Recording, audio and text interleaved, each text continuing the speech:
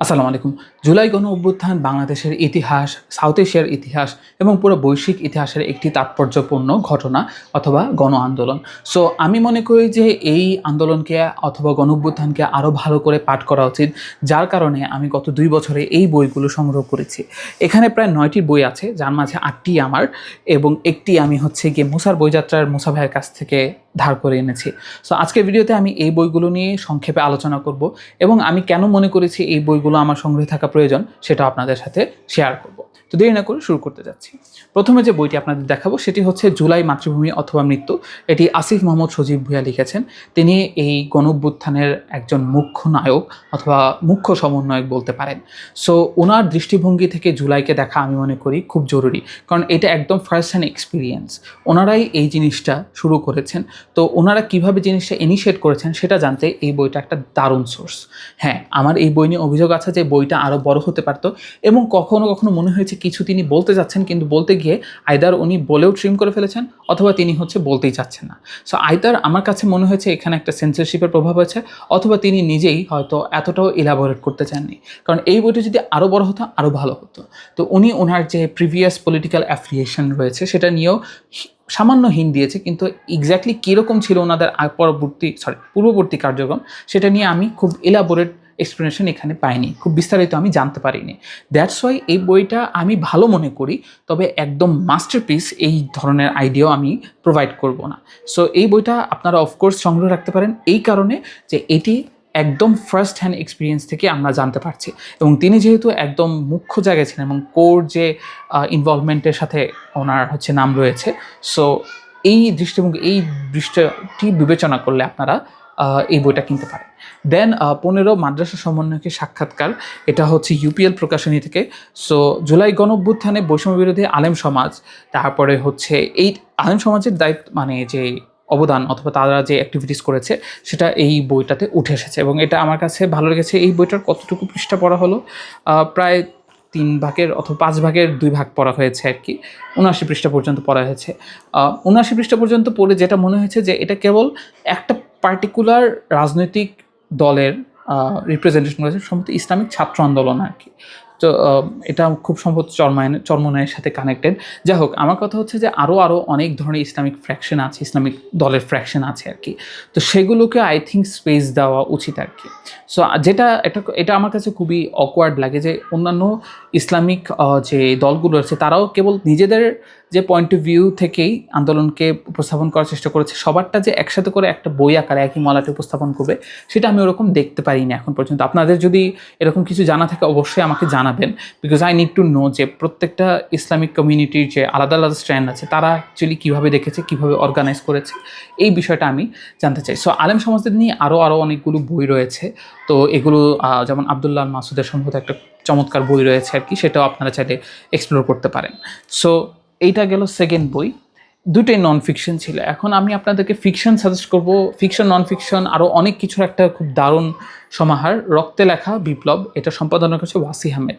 আমি একটু অবাক হয়েছি যে রকমারি সাইটে অথবা গুডরিডসে এটার রেটিংটা খুব একটা ভালো না। I don't know Y, but আমার কাছে খুবই ভালো লেগেছে। এটা মুসা ভাইয়ের কাছ থেকে নেওয়া, মুসার বইযাত্রা।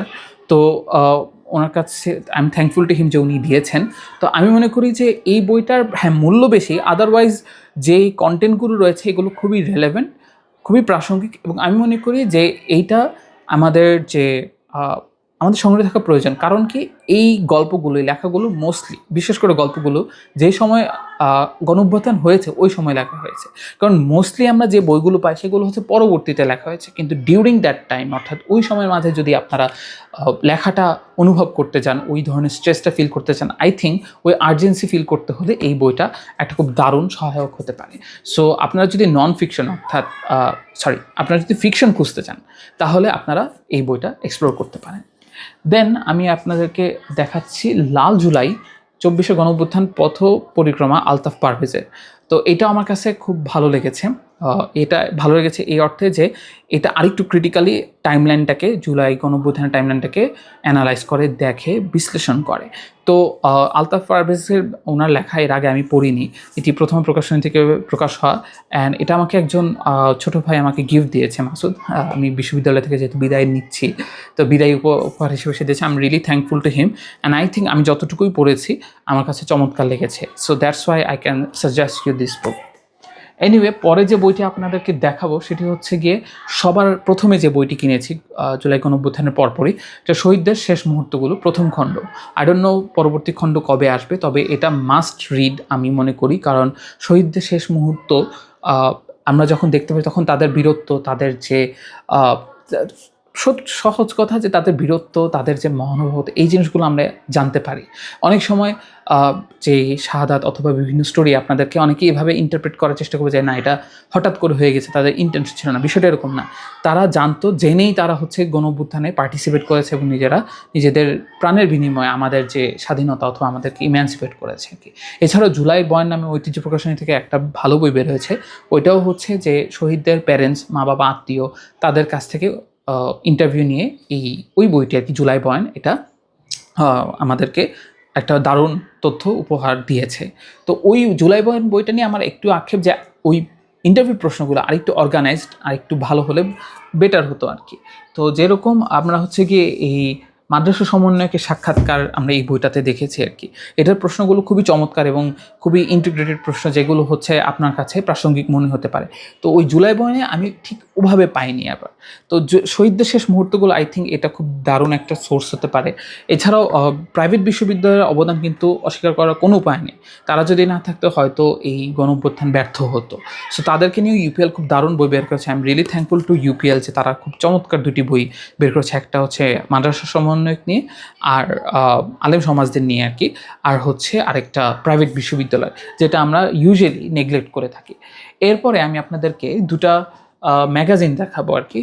ম্যাগাজিন হচ্ছে, একটা হচ্ছে বাংলানামা, আরেকটা হচ্ছে রাষ্ট্রচিন্তা। আই গেস এই দুটো নিয়ে আমি আপনাদের সামনে আগেও কথা বলেছি আর কি। তো একটা বলতে পারেন যে লেফট লিনিং একটা ম্যাগাজিন, আরেকটা হচ্ছে একটু রাইট লিনিং। সো ডানপন্থী বামপন্থী বলা যায় আর কি। বাট এটাকে আমি একদম সরাসরি ওই ক্যাটাগরিতে ভাগ করে দিব না আর কি। যেহেতু ওই দুইটা স্ট্র্যান্ডের যে আলোচনা এখানে আমরা পাচ্ছি, সো জুলাই গণঅভ্যুত্থানকে আরও ডিপলি বুঝতে এই জিনিসটা খুব দারুণভাবে হেল্প করে।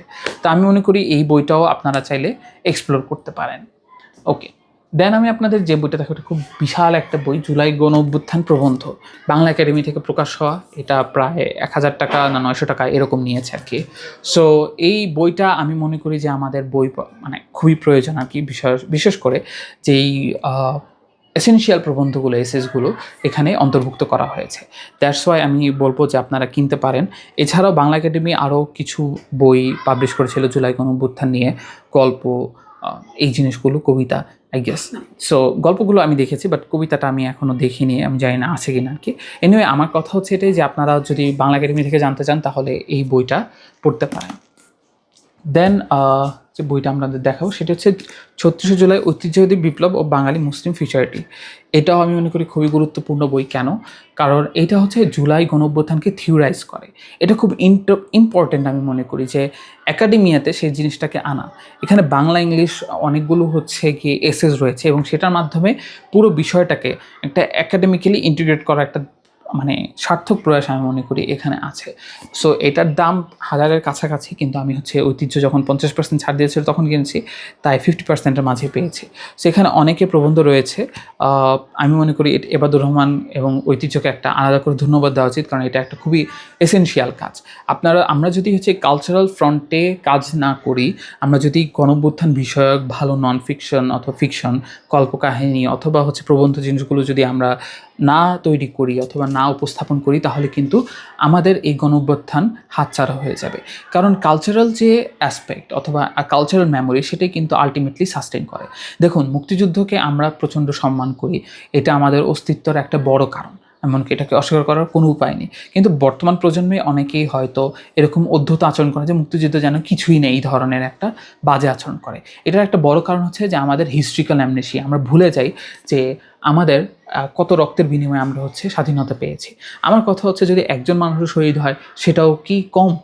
তো ওভারঅল শহীদ কত হয়েছে সেটার তুলনা করা আমার মনে হয় না খুব একটা প্রোডাক্টিভ একটা আলোচনা।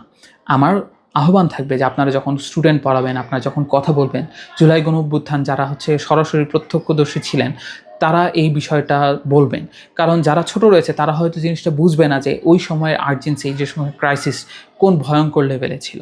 সো এই প্রেক্ষিতে আমি মনে করি যে আমাদেরকে জুলাই গণঅভ্যুত্থান বিষয়ক বইগুলো ভালো করে পড়তে হবে এবং ভালো করে আমাদের পরবর্তী প্রজন্মতেই আমাদের হচ্ছে আর্টিকুলেট করতে হবে, বলতে হবে যেন সেগুলোতে ভালো করে পৌঁছায়, তারা যেন ভালো করে জানতে পারে। সো আপনাদের চোখে যদি আরও ভালো বই থাকে অবশ্যই সাজেস্ট করবেন। আমিও হচ্ছে গিয়ে এই আলোচনার মাঝে কিছু বই আরও সাজেস্ট করে দিয়েছি, আপনারা চাইলে সেটা স্ক্রিনশট নিয়েও দেখতে পারেন, সার্চ করতে পারেন এবং আশা করি আপনারা হতাশ হবেন না। আজকের জন্য এতটুকুই।